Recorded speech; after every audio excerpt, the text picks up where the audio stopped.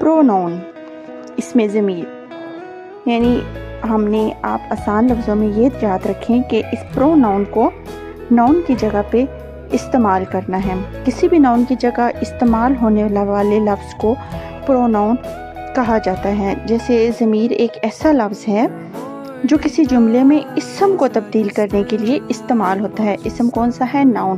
یعنی پروناؤن ایک ایسا لفظ ہے جو کسی جملے میں وہ اسم کو تبدیل کر کے استعمال ہوتا ہے، جس سے تکرار سے بچنے اور جملوں کو واضح اور زیادہ مؤثر بنانے میں مدد ملتی ہے۔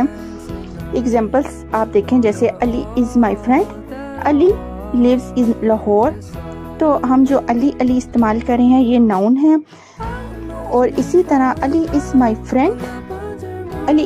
Friend he lives in Lahore. اب پچھلے میں نے بولا ہے علی لیوز ان لاہور، اور یہاں پہ بولا ہے he lives in Lahore, he is hard working. تو یہ جو ہی کا استعمال کر رہے ہیں علی کی جگہ پہ، یہ ہے پروناؤن۔